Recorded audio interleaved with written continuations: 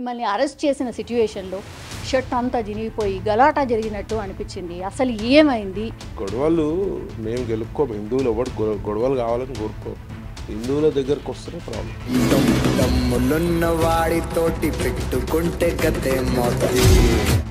ఇలా పోలీసులను నేను ఒకటే అడుగుతున్నా, 140 మందిని మీరు ఎందుకు వదిలేసారు? కంటోన్మెంట్ ఎమ్మెల్యే రానికి ప్రయత్నిస్తే నిరసనతో అంటే ఆయనను అసలు పంపించేసిండ్రు అని అన్నారు. బట్ బీజేపీ వాళ్ళకి మాత్రం హార్టీ వెల్కమ్. ఎందుకు చెప్తామా? పంపించడం కాదు, దానికి సరి అయిన స్పందన లేకపోతే తంతారు ప్రజలు. మన ఈ రాష్ట్ర ముఖ్యమంత్రి ఎందుకు స్పందిస్తలేడు? వరుస దాడులు జరుగుతూ అరే ఇట్లా కాకుండా చూసుకోవాలని ఒక స్టేట్మెంట్ అని ఇవ్వాలి కదా. ఇలానికి మంచి ట్రీట్మెంట్ చేపిస్తారు అర్థంగా. ఆ తీవ్రవాదికి వాని నుంచి ఏమి ఇన్ఫర్మేషన్లు అవుతారు? వాని పరిస్థితి ఏం చెప్పండి నాకు ఒకసారి. మీరు ఎందుకు హెల్త్ బులెటిన్ రిలీజ్ చేస్తలేరు? లవ్ జిహాద్ అనేది చాలా వరకు నడిచింది, ఇప్పుడేమో విగ్రహాల మీదకి. అసలు ఏం జరుగుతోంది ఏంటి? అరే ఔరంగజేబ్ గాంతోటే కాలే ఆడు ఇంత లాంగ్వేజ్ వస్తుంది నాకు. Sorry. CM Revanth Reddy press meet ఉంది సార్ 4 గంటలకి. ఈ ఇష్యూ మీద ఏమన్నా అడ్రస్ చేస్తారని అనుకుంటున్నారు? ప్రెస్ మీట్ పెట్టి చేయాల్సిన అవసరం ఇమ్మీడియట్ స్పందించాలి కదా. సీఎం రావచ్చు కదా. ఓడో కోన్ కిస్సా గొట్టంగాడు పార్టీలో జాయిన్ అవుతాడు, 3rd క్లాస్ లీడర్ అంటూ ఉరుకుతాడే. సురేఖ గారు కూడా పూజ చేస్తారు, చాలా పూజలు చేస్తారు వాళ్ళు. మరి ఎందుకు స్పందిస్తలేరు మంత్రి గారు? మీరు ఆమెమో కామెంట్లు చేసి ఇట్లా బిజీ. రాహుల్ గాంధీ తిడతాడు హిందువులకు సపోర్ట్ చేస్తే. మామూలు ఉంటుంది అనుకుంటారా కాంగ్రెస్లో? సికింద్రాబాద్ ముత్యాలమ్మ ఆలయంలో జరిగినటువంటి దాడి తర్వాత ఈ ఇన్సిడెంట్ ఎవరు కూడా మర్చిపోయే పరిస్థితి లేదు. ఎందుకంటే రోజు రోజుకి ఆ రచ్చ క్రియేట్ అవుతూనే ఉంది. అండ్ ఆలయాల మీద తెలుగు రాష్ట్రాల్లో దాడులు జరుగుతూనే ఉన్నాయి. మనకు తెలుసు ఒక ఇష్యూ జరిగినప్పుడు అదేంటో కంటిన్యూషన్గా ఒకటే టైప్ ఆఫ్ ఇష్యూస్ అదేలాగా జరుగుతూనే ఉన్న సిట్యుయేషన్ ఉంటుంది. సో ఇక్కడ సికింద్రాబాద్ ముత్యాలమ్మ ఆలయం దగ్గర సంప్రోక్షణ అయితే స్టార్ట్ అయింది. మనం కూడా గ్రౌండ్ రిపోర్ట్ చేసి వచ్చాము. ఆ ఇష్యూ జరిగిన తర్వాత చీకోటి ప్రవీణ్ అన్న ఫ్రమ్ బీజేపీ, నాకైతే బీజేపీ అని కూడా అనుభూతి కాదు, చీకోటి అన్న అంటేనే అర్థమైపోతుంది ఎవరు ఏంటి అనేది. అన్న మనతో పాటు ఉన్నారు, ఒక్కసారి మాట్లాడే ప్రయత్నం చేద్దాం. అన్న, ఆ రోజు మీరు వెళ్ళినప్పుడు మిమ్మల్ని అరెస్ట్ చేసిన సిట్యుయేషన్లో షర్ట్ అంతా జినిగిపోయి గలాటా జరిగినట్టు అనిపించింది. అసలు ఏమైంది? మీరు అక్కడికి వెళ్ళినప్పుడు ఏం చూసారు? అంటే అక్కడ విగ్రహాలపై దాడి అయితే చూసారు మీరు, అమ్మవారిపై దాడి. డెఫినెట్గా యాజ్ ఏ హిందూ, నేను ఫస్ట్ నుంచి హిందుత్వవాది, స్పందించాల్సిన అవసరం ఉందని వెళ్ళడం జరిగింది. వెళ్తే ఏముంది, నన్ను చూడగానే పోలీసు వాళ్ళు ఏం గొడవలు అవుతాయా? గొడవలు మేము గెలుపుకోము. హిందువులు ఎవరు గొడవలు కావాలని కోరుకోరు. హిందువుల దగ్గరకు వస్తేనే ప్రాబ్లం. అవతల వ్యక్తులు, అవతల మతం వారే మాపై ఎప్పుడు కూడా దాడిలు పాల్పడతారు. సో ఆడ వెళ్ళంగానే ఇంకా పోలీసు వాళ్ళు నన్ను టెంపుల్ వరకు కూడా పోనీయలే. సో ఆడ తోప్స్ మా కార్యకర్తలు విపరీతమైన జనం. ఓ రకంగా చూస్తే సంతోషమైంది, ఎందుకంటే జనాల స్పందన బాగుంది. ఇంక 7 లక్షల మంది 1000 మంది జమ అవుతారా? భయం వీళ్ళకి, పోలీసు వాళ్ళకి కానీ ప్రభుత్వానికి భయంతో మమ్మల్ని అరెస్ట్ చేశారు. అంటే ఒక దగ్గర అన్యాయం జరిగి కోట్లాది మంది మనోభావాలను కించపరిచే విధంగా ఈ రాష్ట్ర ప్రభుత్వము వాళ్ళని ప్రోత్సహిస్తున్నట్టే కనబడుతుంది. ఇప్పుడు ప్రోత్సహించకపోతే చర్యలేవి. గతంలో దాడులు రీసెంట్గా మీరే చెప్తారు, దాడులు కంటిన్యూ అవుతున్నాయి. హిందువులపైనే ఎందుకు అవుతున్నాయి? హిందూ దేవాలయాలపైనే ఎందుకు అవుతున్నాయి? గత 2 సార్లు దాడుల్లో పిచ్చోడు అని అన్నారు. అంటే పిచ్చోడికి ఉట్టి హిందూ దేవాలయాలే కనబడతాయా? పిచ్చోడు ఎందుకు చేస్తాడు దాడులు హిందూ దేవాలయాలపై? అంటే ఎవడో చేసిన దానికి వీళ్ళ తప్పుని, వీళ్ళ వ్యవస్థ, వీళ్ళ ఇంటెలిజెన్స్ వ్యవస్థ కానీ పోలీస్ వ్యవస్థ ఫెయిల్యూర్ని కప్పుపుచ్చుకోవడానికి పిచ్చోళ్ళని అని చెప్పి హిందువులను పిచ్చోళ్ళని చేస్తారు. కానీ నిజమే ఎప్పుడైనా బయటపడుతుంది. ఇలా ప్రజలకు అర్థమైంది, ముఖ్యంగా హిందూ సోదరులకు అర్థమైంది ఈ యొక్క ప్రభుత్వ తీరు, హిందువులపై వీళ్ళకున్న పక్షపాత ధోరణి. అంటే మాకు యాంటీగా ఉంటారు వీళ్ళు ఎప్పుడు కూడా. కాంగ్రెస్ అంటేనే యాంటీ. నేను యాజ్ ఎ బీజేపీ లీడర్ మాట్లాడతాను, నాకు తెలుసు మీరు ఏమడుగుతారో. యాజ్ ఎ బీజేపీ లీడర్ మాట్లాడుతుంది, యాజ్ ఎ హిందుత్వవాది మాట్లాడుతున్నా. కాంగ్రెస్ గవర్నమెంట్ రాగానే హిందువులపై దాడి, గత బీఆర్ఎస్ ప్రభుత్వంపై ఇట్లనే పాడైంది, ఈ ప్రభుత్వం ఇట్లనే పాడైంది. అంటే ఓట్లేమో హిందువులే కావాలి, హిందువులతోటి షాకిర్ చేయించుకుంటారు. హిందువులు మీకు ఇవన్నీ అంటూ ఉండాలి, మళ్ళీ హిందువులకు అన్యాయం జరిగితే మాత్రం మీరు అవతల వ్యక్తికి సపోర్ట్ చేస్తూ ఉంటారు. ఏంది తీరు మార్చుకోవాల్సిన అవసరం చాలా. ఇప్పుడు ముత్యాలమ్మ టెంపుల్కి వెనకాలనే మస్జిద్ ఉందన్న, మీరు అబ్జర్వ్ చేసిర్రా? అక్కడే టెంపుల్ ఉంది, అక్కడే మస్జిద్ ఉంది. ఇన్నేళ్ల నుంచి ఉన్న అవి రెండు టెంపుల్స్ ఉన్నా కూడా ఎప్పుడు జరగలే. ఇప్పుడు ఈ మూమెంట్లో ఎందుకు జరిగింది అని. నేను ఇంతకుముందు సైదాబాద్లో ఉంటుంటి. ఐఎస్ఎన్ చౌరస్తా అని ఒక ప్లేస్ ఉంది, సంతోష్ నగర్ చౌరస్తా అంటాం. ఆడ మందిర్ ఉంది, ఆనుకోనే మస్జిద్ ఉంది. కానీ ఎప్పుడు గొడవలు కాలే. ప్రాపర్గా ఆడ ఎప్పటి నుంచో మస్జిద్ ఉంది, ఇబ్బంది లేదు. పక్కనే శివాలయం ఉంది. ఎవరు ఇంతవరకు అక్కడ ఇట్లాంటి సంఘటన నేను చిన్నప్పటి నుంచి పెరిగిన ఏరియా, ఎప్పుడు కూడా ఏమి ఇబ్బంది కాలే. ఈడ మస్జిద్ ఈడ కావాల్సుకొని కుట్రపూరితంగా పెట్టారు. అసలు ఇక్కడ మస్జిద్ లేకుండే, ఒక ఓపెన్ స్పేస్లా షెడ్ వేసి మెల్లగా బయటికి వెళ్ళి ఒకడు ముస్లిం ఫండింగ్ చేసి తీసుకొచ్చి ఇక్కడ వితౌట్ పర్మిషన్ ఇక్కడ స్టార్ట్ చేసి, అంటే అక్కడ ఐఎస్ఓదన్లో ఏమో కుట్రపూరితంలో ఏం లేవు ఆడ. అంటే ప్రాపర్గా ఫస్ట్ నుంచి మందిర్ మస్జిదే అంటారు. అక్కడ ఆ ఏరియానే మందిర్ మస్జిద్కే పాస్ అయ్యా అని అంటారు ఎవరన్నా ఐడెంటిఫికేషన్ చెప్పడం. అది మంచిగా అనిపిస్తుంది నాకు, అట్లా తప్పేమనిపించదు. ఇక్కడ వచ్చే వరకు కుట్రపూర్వకంగా వీళ్ళు మస్జిద్ చేసింది. దాన్ని ఏదో భక్తి భావజంతో చేయలే వాళ్ళు ముస్లిమ్స్ కూడా. కుట్రలు ఈ నుంచి ఉండి కుట్రలు చేయాలనే ఉద్దేశంగా ఫండింగ్ తెచ్చి, ఇప్పుడు మస్జిద్లకి ఇప్పుడు స్పీకర్లు ఏడుంటాయి, పుంగిలు ఉంటాయి కదా, బయట ఉంటాయి. మరి వీళ్ళు ఎందుకు బయట పెట్టలే అంటే లోపల ఏదో జరుగుతుంది. అర్థమైందా మీకు? వీళ్ళు బయట పెట్టలే. వీళ్ళు బయట పుంగిలు పెట్టి రోజు నమాజ్ చేయడము అట్లా చేయలే, లోపలనే చేస్తారు. అంటే ఏదో కుట్ర ఉన్నది. మరి ఇది కుట్రపూరితమైన చర్యగా నేను భావిస్తున్నా. ఈ అన్ని పక్కన పెడితే ముందర హోటల్లో 140 మంది మోటివేషనల్ క్లాసెస్ అని చెప్పి ఇంగ్లీష్ మోటివేషనల్ క్లాసెస్కి ఎవడో బాంబే నుంచి వచ్చి నేర్పిస్తుందని చెప్పారు. ఇండియాలో ఎక్కడెక్కడో మోటివేషనల్ క్లాసెస్ అయితే, మోటివేషనల్ క్లాసెస్లో అన్ని మతాల వాళ్ళు ఉంటారు, హిందువులే ఎక్కువ ఉంటారు. మరి ఇక్కడ ఓన్లీ ముస్లిమ్స్ ఎందుకు 140 మంది? మోటివేషనల్ క్లాసెస్ దేని గురించి చేస్తుర్రు? హిందువులపై దాడి చేయమని చేస్తుర్రా? మోటివేషనల్ క్లాసెస్ మా విగ్రహాల మీద వాడండి, వీళ్ళ దేవుళ్ళ మీద వాడండి, వీళ్ళ దేవాలయాలపై వాడండి, అట్లాంటి కార్యక్రమం జరుగుతుంది. ఇలా పోలీసులను నేను ఒకటే అడుగుతున్నా, 140 మందిని మీరు ఎందుకు వదిలేసారు? వితౌట్ ఎంక్వైరీ ఎందుకు వదిలేసిర్రా అన్న? వాళ్ళు ఏంటి అనేది ఇన్ఫర్మేషన్ మీరేమన్నా ట్రై చేసిరా? వాళ్ళ ఇన్ఫర్మేషన్ ఏమైనా దొరికిందా? దొరకలేదు. అయితే మాకేం చేసినాము, మన అందులో బంగ్లాదేశ్ వాళ్ళు ఉన్నారని చెప్పి మనకు ఒక సోర్స్ ఆఫ్ ఇన్ఫర్మేషన్. అది కూడా ఎట్లా తెలిసింది? వాళ్ళు 3-4 రోజుల నుంచి ఉంటే ఒక వంట ఆమె, లోకల్ బస్తీ ఆమె వంట మనిషి అడిగిపోయింది వంట చేయడానికి. వీళ్ళకి వాళ్ళు ఏమన్నారు, మేము బంగ్లాదేశ్ వాళ్ళము, మాకు స్పైసీగా చేయకమ్మా అని చెప్పడం జరిగింది. అంటే బంగ్లాదేశ్ వాళ్ళు వచ్చి ఇండియాలో మోటివేషనల్ క్లాసెస్ ఎందుకు? ఆ 140 మంది కూడా ఈ హైదరాబాద్ సంబంధించిన వాళ్ళు కాదు. మరి వేరే రాష్ట్రం నుంచి వచ్చి కొన్ని సెమినార్స్ అవుతాయి, గోవాలో అవుతాయి, హైదరాబాద్లో అవుతాయి, ఓ 5 స్టార్ హోటల్లో అవుతాయి, సెమినార్స్ జరుగుతాయి. మరి ఇది 5 స్టార్ హోటల్ కాదే. మొత్తం 140 మంది ముస్లిమ్స్ ఎందుకు? మరి వాళ్ళని ఎందుకు ఎంక్వైరీ చేయలే? వాళ్ళని ఎందుకు పట్టుకొని ఎంక్వైరీ చేయాలి కదా. ఎందుకు భయపడుతున్నారు? దీని ఇంకా ఎవరు ఉన్నారు? దీని ఇంకా మీ ప్రభుత్వంపై ఏమైనా ఒత్తిడి ఉందా? మరి కాంగ్రెస్ పాలిత రాష్ట్రాల్లో ఎందుకు జరుగుతున్నాయి ఇవన్నీ? అంటే పెద్ద ఎత్తున కుట్ర జరుగుతుంది. ఈ ఇంటెలిజెన్స్ వ్యవస్థ ఫెయిల్యూర్. ఎస్, ఎగ్జాక్ట్లీ అన్న.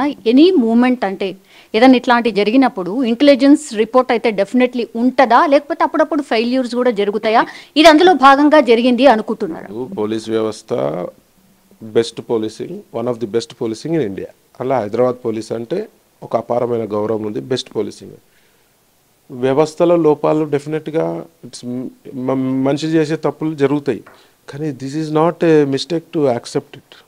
రేపు బాంబు దాడులు కావచ్చు, రేపు హిందువులపై దాడులు కావచ్చు. ఇంతకుముందు హిందువులపై నోరు వారేసుకుంటుండే, ప్రభుత్వాలు గమ్మునవ్వకుండా ఏమనకుండా ఏదో నామమాత్రపు చర్యలు చేసుకుంటుండే. ఇప్పుడు విగ్రహాల దాడికి, గుళ్ళపై దాడులు. రేపు హిందువులను చంపరని గ్యారెంటీ ఏంది? హిందువులపై దాడి జరగదని గ్యారెంటీ ఏంది? రేపు బాంబులు వేలేయని గ్యారెంటీ ఏంది? ఎవ్రీథింగ్ కావచ్చు కదా. ఇప్పుడు బంగ్లాదేశ్ నుంచి ఎందుకు రావాలి? మరి దాన్ని పోని వచ్చిరా రాలేదా మనకు ఒక ఇన్ఫర్మేషన్, అది కరెక్టా రాంగా పక్కన పెడితే, మీరు 140 మందిని ఇంత పెద్ద ఇష్యూ అయితే ఎందుకు ఆపలేదు? వాళ్ళ దగ్గర ఆధార్ కార్డులు ఎందుకు సేకరించలేదు? వాళ్ళ ఐడెంటిటీ మీరు ఎందుకు కనుక్కోలేదు? వాళ్ళు ఇక్కడికి ఎందుకు వచ్చిర్రు అని చెప్పి కనుక్కోలేకపోయారు. వాళ్ళని ఎట్లా వదిలేస్తారు? దీని ఇంకా ఏం కుట్ర జరుగుతుంది? మరి ప్రభుత్వం దీంట్లో పాలు పంచుకుంటుందా? ప్రభుత్వాలు అయితే చేయ ఇట్లాంటి పనులు, మరి ఎందుకు మరి మీరు ఎంకరేజ్ చేస్తారు? మరి ఇది ప్రభుత్వమే జవాబు చెప్పాలి. ఇప్పుడు నేను అడిగిన అనుకో దీన్ని రాజకీయం ఏం లేదు ఇంట్లో జేనికి జరిగిన సంఘటనపై డెఫినెట్గా స్పందిస్తాము. హిందువులపై దాడులు జరిగితే బీజేపీ ఎందుకు స్పందించాలి?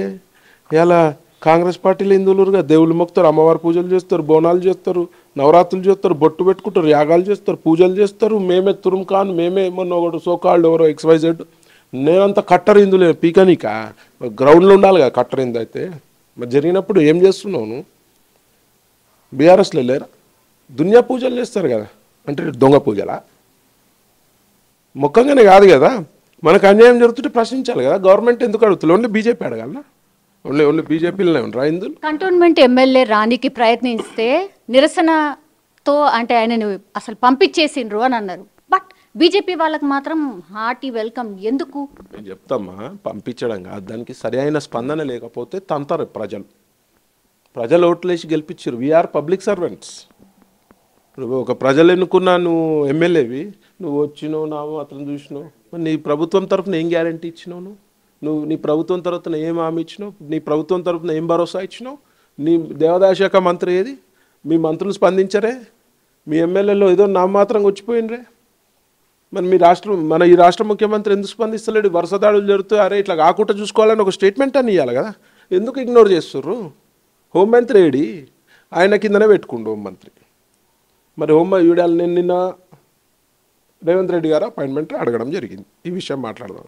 ఇప్పటి వరకైతే రిటర్న్ కాల్ రాలేదు నాకు. ఇంకా వారం వెయిట్ చేస్తా. మరి రావాలి కదా. ఇది విషయం కూడా చెప్పిన గుళ్ళ గురించి అంటే ఈజీ తీసి పడేస్తారా మీరు? చూద్దాం రేవంత్ రెడ్డి గారు అపాయింట్మెంట్ వస్తారా, వాళ్ళు ఎట్లా సానుకూలంగా స్పందిస్తారా. మాకు తెలిసినంత వాటికైతే రేవంత్ రెడ్డి గారు హిందుత్వవాది. మరి అలా ప్రాక్టికల్గా చూస్తుంటే మరి అట్లయితే మాట్లాడతారు. ఏం స్పందనే లేదు. ఇలా హోంమంత్రి ఉంటే మేము పోయి గట్టిగా హోంమంత్రిని అడుగుతుంటాం కదా. రేవంత్ రెడ్డి గారిని కలవాలంటే అంత ఈజీయా? కాదు కదా. అలా అపాయింట్మెంట్ రావాలి, ఆయన దొరకాలి, ఆయన బిజీ ఉంటాడు. సమీక్షలు ఎక్కడ జరుగుతున్నాయండి? లా అండ్ ఆర్డర్పై సమీక్షలు చూసిరా మీరు? మీడియాలో ఉన్నారుగా, జరుగుతున్నాయా? ఇలా హోంమంత్రి ఉంటే లా అండ్ ఆర్డర్పై సమీక్షలు జరుగుతుండే, ఏంది పరిస్థితి తెలుస్తుండే. డెడికేటెడ్గా ఉంటుంది కదా హోంమంత్రి ఉంటే, ఆ శాఖ డెడికేటెడ్గా లా అండ్ ఆర్డర్ గురించి పనిచేస్తుంది. అలా హోంమంత్రి లేడు, ఎవరికి చెప్పుకోవాలి మరి? మా దేశము, మా హిందువులు, మేం మెజారిటీ, మా బతుకుల మీద మా మీద దాడులు జరిగి, మా గుళ్ళపై దాడులు జరిగితే, మా మనోభావాలు కించపరుచుకుంటుంటే మేము ప్రొటెస్ట్ చేసే రైట్ లేదు. అరెస్ట్ చేస్తారు ఆ ప్రొటెస్ట్ చేస్తుంటే పీస్ఫుల్గా. అది కూడా ఎంత పీస్ఫుల్గా, మొత్తం పశువులను తీసుకుపోయి బండ్ల వారేసినట్టు వాడేస్తే ఎవరు పడతారు? ప్రజలు ఆగ్రహంలో ఉన్నారు. ఇలా రివర్స్ అయిన రోజు రాజ్యాలు పెద్ద పెద్ద రాజ్యాలే పోయినాయి. ఆఫ్టర్ ఆల్ కాంగ్రెస్ ప్రభుత్వం ఎంతసేపు పడిపోనికి అర్థం చేసుకోవాలి. అలా మేము ఎవరిని గెలుకుతలేము, మమ్మల్ని కూడా గెలుకొద్దు అంటున్నాం. మాపై దాడులకు మీరు డెఫినెట్గా మీరు పెద్ద ఎత్తున యాక్షన్ తీసుకోవాలి. అలానికి మంచి ట్రీట్మెంట్ చేపిస్తారు ఆ దొంగకి, ఆ తీవ్రవాదికి. వాని నుంచి ఏమి ఇన్ఫర్మేషన్లు అవుతారు? వాని పరిస్థితి ఏం చెప్పండి నాకు ఒకసారి. మీరు ఎందుకు హెల్త్ బులెటిన్ రిలీజ్ చేస్తలేరు? రిలీజ్ చేయాలి కదా. మీ సోర్స్ ప్రకారం ఎట్లున్నాడు అన్న సలీం అనే వ్యక్తి? వాడు దున్నపోతు లెక్క మంచిగా ఉన్నాడు. గొడ్డు మాంసం తినే దొంగనా కొడుకులు మంచిగానే ఉంటారు. అసలు అమ్మవారికి బలియాలని మా ప్రజలు తప్పు చేశారు.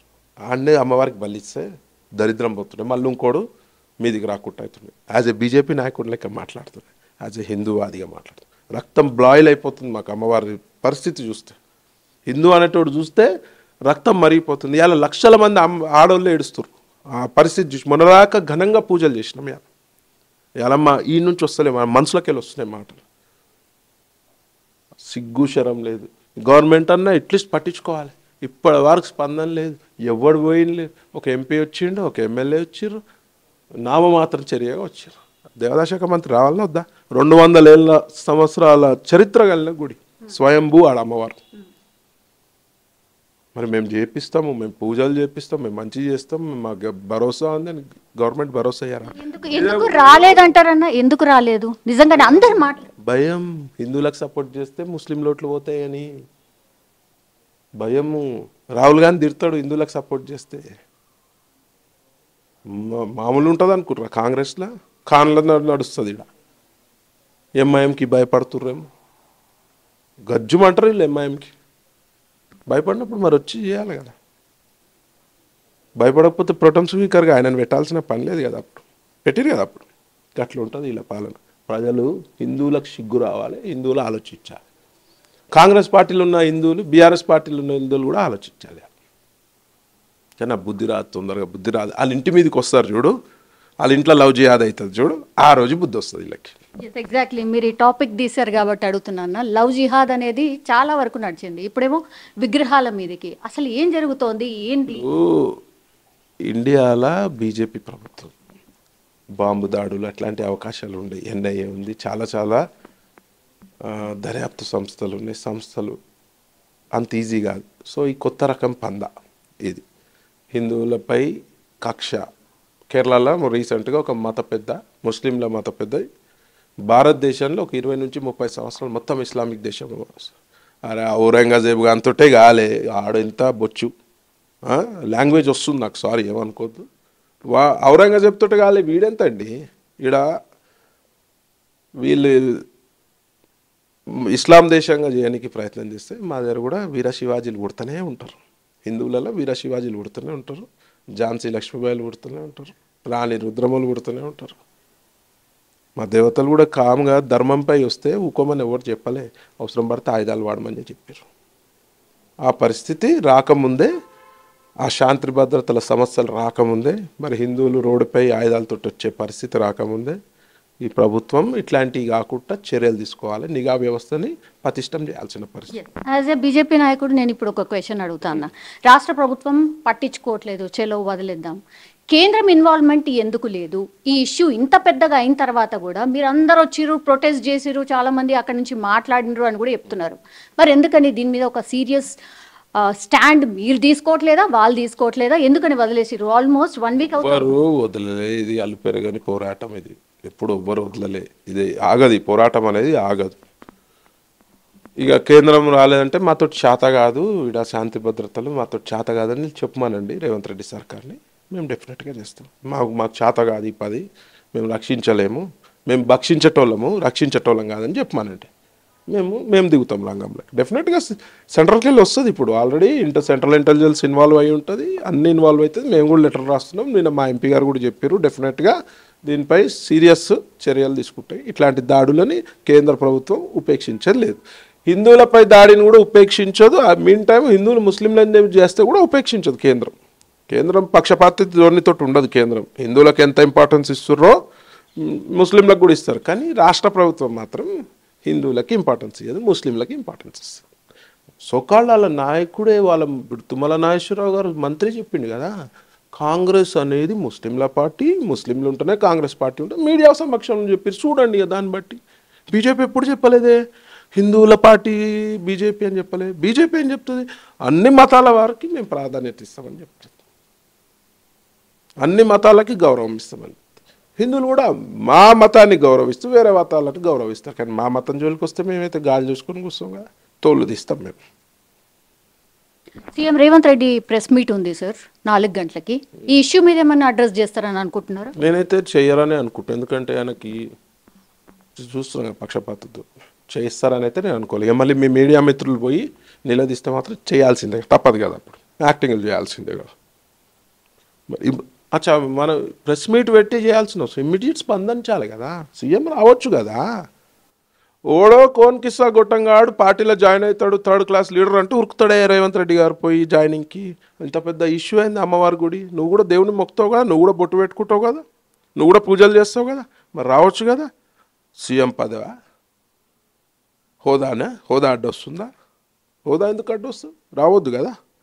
ప్రజల సమస్య, హిందువుల సమస్య, ఒక హృదయ విచారకన సంఘటన జరిగింది, స్పందించాల్సిన బాధ్యత రాష్ట్ర ముఖ్యమంత్రిపై ఉంది, స్పందించాల్సిన బాధ్యత ప్రతి ఒక్క మంత్రిపై ఉంది, ముఖ్యంగా దేవాదాయ శాఖ మంత్రి. దేవాదాయ శాఖ మంత్రి ఎవరండి? ఆమెమో కామెంట్లు చేసేట్లో బిజీ ఉంటుంది. మరి హిందువుల మనోభావాలు కించపరుస్తుంటే మరి ఒక్క మాట కూడా మాట్లాడలేదే, మాట్లాడాలి కదా. సురేఖ గారు కూడా పూజ చేస్తుంది, చాలా పూజలు చేస్తారు వాళ్ళు, మరి ఎందుకు స్పందిస్తలేరు మంత్రి గారు? మీరు ఎందుకు రాలేదు? మీరు రావాలి కదా, మీరు భరోసా ఇవ్వాలి కదా. ఎవరికన్నా అన్యాయం జరిగినప్పుడు ఒక పెద్ద మనిషి ఉండి భరోసా ఇస్తే వాడికి గుండె నిండా ఆ బాధ తగ్గి, దుఃఖం తగ్గి, అరే మనకు చూసుకునేటోడు ఉండని. ఇవాళ పెద్దన్న పాత్ర పోషించాల్సింది కాంగ్రెస్ గవర్నమెంట్. అట్లాంటిది నువ్వు స్పందించకపోతే నా స్ట్రైట్ క్వశ్చన్ అన్న, జనరల్లీ అధికారంలో ఉన్నోళ్ళు ఎందుకు ఇట్లా చేస్తారు? అధికారంలో ఉండగానే అన్ని మర్చిపోతారా? మళ్ళీ ప్రతిపక్షం వాళ్ళే పోరాటాలు చేయాలి తప్పించి అధికారం వాళ్ళు ఉన్నోళ్ళు ఎందుకు స్పందించరు? ఇదైతే అతిపెద్ద ఇష్యూ. అంటే గతంలో కూడా బీఆర్ఎస్లో ఉన్నప్పుడు ఇప్పుడు కాంగ్రెస్ పోరాటంలో చేసే కదా అధికారంలోకి వచ్చింది. అమ్మా, అధికారంలో ఉన్నప్పుడు ప్రతిపక్షాలు ఇట్లా నిలదీస్తే అంటే ఏ ప్రతిపక్షం హిందువుల గురించి పోరాడలే, ఓన్లీ బీజేపీ పోరాడింది.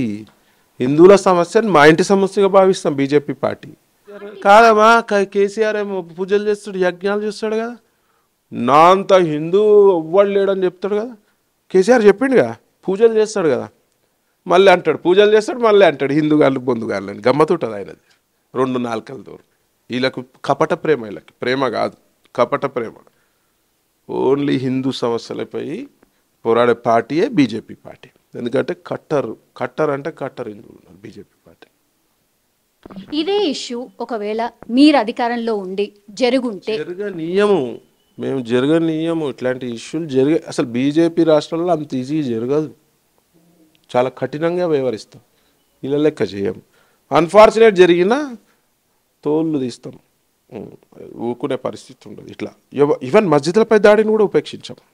ఇట్లా అని చెప్పి మా మతం మీదకే అని కాదు, దేనిపై ఉపేక్షించే పరిస్థితి ఉండదు. వీళ్ళకి ఏంటంటే వన్ సైడ్ ఉంటుంది. మరి ఇలా ఓవైసీ కూడా స్పందించాలి కదా. ఇలా హిందూ ఓట్లతో గెలిచినావు నువ్వు, ఎంతోమంది హిందువుల ఓట్లు వేసిరు, ఎందుకు?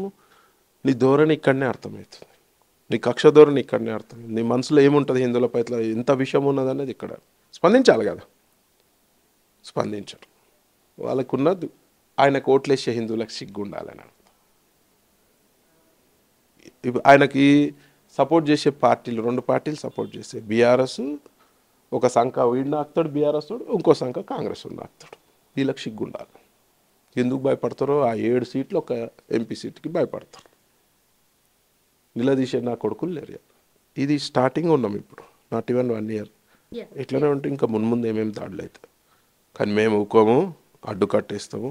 డెఫినెట్గా అవసరం పడితే సెంట్రల్కి వెళ్ళి మేము తెచ్చుకుంటాం. మేము ఎన్ఐఏ లాంటి సంస్థలని, దర్యాప్తు సంస్థలు తెచ్చుకుంటాం. కానీ వీళ్ళకి చేత కాదని చెప్తే ఇంకా బెటర్ ఉంటుంది. మా చేత కాదు, మేము చేయలేమని చెప్తే అయిపోతుంది, చేతులు వేస్తే పీడ అవుతుంది కదా. మా రక్షణ మేము చూసుకుంటాం. లాస్ట్లీ ఏం చెప్తారు అన్న? ఏం లేదు, ఇట్లనే జరిగితే మరొక బంగ్లాదేశ్ హైదరాబాద్ నగరం కాబోతుంది, మరొక బంగ్లాదేశ్ తెలంగాణ కాబోతుంది. హిందువుల ఇండ్లలో కూడా సేఫ్టీ ఉండదు. మరి హిందువులు అందరూ వెపన్స్ పెట్టుకుని అయితే ఇంట్లో ఉండలేరు కదా. రేపు అదే అవుతుంది, హిందువుల ఇంట్లపై దాడి అవుతుంది. ఫస్ట్ నోటితో దాడి చేసారు, తర్వాత విగ్రహాలపై దాడి చేసారు, గుళ్ళపై దాడి చేశారు, నెక్స్ట్ మనమే టార్గెట్. ఫిజికల్ దాడులు జరుగుతాయి హిందువులపై. ఆల్రెడీ హిందువుల అమ్మాయిలపై దాడులు జరుగుతూనే ఉన్నాయి, రకరకాలుగా జరుగుతున్నాయి. దాడులు జరుగుతున్నాయి, లవ్ జిహాద్ పేరుతోటి వీళ్ళు జిహాద్ చేస్తుర్రు, ముక్కలుగా నరుకుతుర్రు అమ్మాయిలని.